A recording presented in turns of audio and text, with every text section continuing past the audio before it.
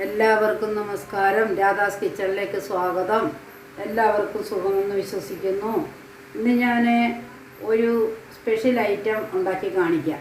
അതിനു വേണ്ടി ഞാൻ ചീനിച്ചട്ടി വെച്ചു. മീഡിയത്തിലിടാവൂ, ഹൈയിലിടണ്ട. നന്നായിട്ട് ചൂടായി കഴിയുമ്പോൾ വേണ്ട 3 ടേബിൾ സ്പൂൺ എണ്ണ ഒഴിച്ചു. കണ്ട, അതൊന്ന് ചൂടായിക്കോട്ടെ. അപ്പം ഞാൻ കാണിച്ചു തരാം. എണ്ണ നന്നായിട്ട് ചൂടായി. അപ്പോൾ 1 സ്പൂണ് ജീരകം ഇട്ടു, 1 സ്പൂണ് കടുക് ഇട്ടു. രണ്ടും കൂടെ ഒന്നിച്ചൊന്ന് മൊരിഞ്ഞോട്ടെ. അത് നന്നായിട്ട് മൊരിഞ്ഞു. അത് കഴിഞ്ഞപ്പോൾ ഞാൻ 4 സവാള പൊടിയായിട്ട് അരിഞ്ഞു. കണ്ട, തീരെ പൊടിയായിട്ട് അരിയണം. എന്നിട്ട് അതിനെ നമ്മളൊന്ന് വഴറ്റിക്കോട്ടെ. ഒരു 10-12 കഷ്ണം വെളുത്തുള്ളി തൊണ്ട് കളഞ്ഞിട്ടേ പൊടിയായിട്ട് അരിഞ്ഞു. അപ്പോൾ ഈ സവാളയുടെ കൂട്ടത്തിൽ ഇതും കൂടെ ഒന്ന് ഇട്ടിട്ടേ ഒരുപാടൊന്നും മൊരിയണ്ട. ഒരു 50% ഒന്ന് മൊരിഞ്ഞ് കഴിഞ്ഞിട്ട് അത് നമ്മൾ നല്ലതായിട്ട് മൊരിഞ്ഞു. അപ്പോൾ എന്താ വേണ്ടതെന്നറിയാമോ? 1/2 സ്പൂണ് മഞ്ഞൾപ്പൊടി. 1/2 സ്പൂൺ എന്ന് പറഞ്ഞാൽ നന്നായിട്ട് 1/2 സ്പൂൺ വേണം.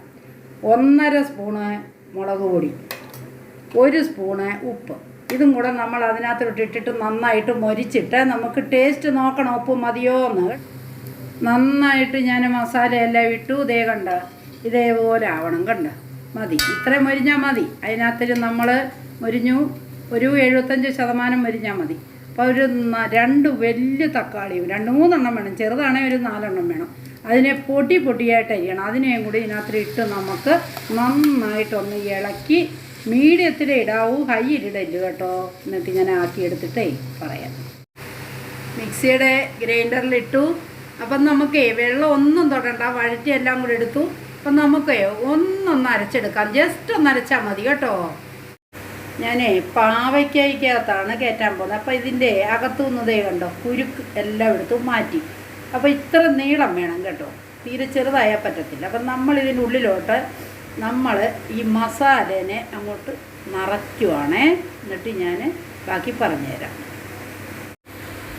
ഞാൻ നന്നായിട്ട് നിറച്ച്, കണ്ടോ, തിരിച്ചും മറിച്ചും വെച്ച് നിറച്ച് നമുക്ക് എല്ലാം നിറച്ചതിന് ശേഷം നമുക്ക് ബാക്കി പിന്നീട് ചെയ്യാം. പണിയെ എല്ലാത്തിൻ്റെ അകത്ത് ഞാൻ നിറച്ചെടുത്തു കേട്ടോ.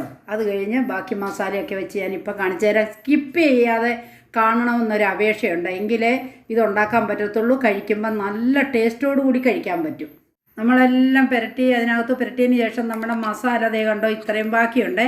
ഇത് നമുക്ക് വേണം. അത് ദോശയൊക്കെ ഉണ്ടാക്കുമ്പോൾ നമ്മൾ എണ്ണ കോരി ഒഴിക്കത്തില്ലേ, അതേപോലെ നമ്മൾ ഫ്രൈ പാൻ എടുത്ത് ചൂടാക്കിയിട്ട് അതിനകത്ത് നന്നായിട്ട് നമ്മൾ എണ്ണ പുരട്ടുന്നു.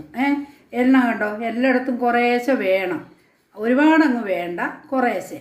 എന്നിട്ട് നമുക്ക് ഈ മൊരിച്ച് വെച്ച ഈ ഇതില്ലേ, ഈ മസാലയെല്ലാം ഇട്ട് ഇങ്ങനെ നിറച്ച് വെച്ചല്ലോ, ഇതിനെ നമുക്ക് ഇങ്ങനെ സൈഡിലോട്ട് നമുക്ക് എല്ലാത്തിനെയും ഒന്ന് അടുക്കി വെക്കാം.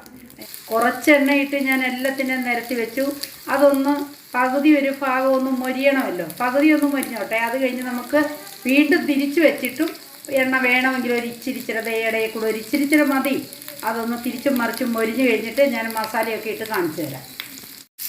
ഓൾറെഡി മസാല അതിനകത്ത് നമ്മൾ വഴറ്റി അരച്ചിരിക്കുന്നതാണ്. അപ്പോൾ അത് മറിക്കാൻ നേരത്ത് കണ്ടോ, ഇങ്ങനെ ഇതൊക്കെ ചെയ്യണം. കണ്ടോ സൈഡ് കണ്ടോ. അപ്പോൾ അതിന് മസാല പോകാതിരുന്നോളും. കണ്ടോ, തിരിച്ചിടുമ്പോൾ സൂക്ഷിക്കണം. ഇങ്ങനെ ഉരുട്ടിയേ ഇടാവൂ. കണ്ടോ, തിരിച്ചും മറിച്ചും ഞാൻ വെച്ചു. എന്നിട്ട് ഇങ്ങനെ ആയിട്ടുണ്ട്. എണ്ണ വളരെ കുറച്ചേ ഞാൻ എടുത്തുള്ളൂ. അത് കഴിയുമ്പോൾ നമ്മൾ ഈ അരപ്പുണ്ടല്ലോ അതെല്ലാം ഇട്ട് നമ്മൾ മീഡിയത്തിലും സിമ്മിലും ഇടാവൂ. അതിലിടല്ലേ, കരിഞ്ഞു പോകും. സിമ്മിലിട്ട് ചെയ്താൽ ഇച്ചിരി സമയം പിടിക്കുമെന്നേ ഉള്ളൂ, പക്ഷെ കരിയാതെ നല്ല ടേസ്റ്റോടുകൂടി കിട്ടും. അപ്പം നമ്മൾ ഇതെല്ലാം വെച്ചതിന് ശേഷം ഇതേപോലുള്ള അടപ്പില്ലേ, ഇതേപോലുള്ളത് പൊങ്ങിയിരിക്കണം, മാവെ പറ്റാതെ കണ്ടോ. എന്നിട്ട് സിമ്മിലിട്ട് കുറച്ച് നേരം ഒന്ന് കഴിഞ്ഞിട്ട് നമുക്ക് ഓഫ് ചെയ്ത് കാണിച്ചു തരാം. ഇതേപോലെ തിരിച്ച് ഞാൻ വെച്ചു. എന്നിട്ട് ഒന്നും കൂടെ ഒന്ന് മൊരിഞ്ഞിട്ട് കയ്യിലിടല്ലെന്ന് ഞാൻ പിന്നെയും പറയുന്നു. അത് കഴിഞ്ഞ് നമുക്ക് പാത്രത്തിലോട്ട് പകർത്തിയെടുക്കാം. പാത്രത്തിലോട്ട് എടുത്തു കേട്ടോ.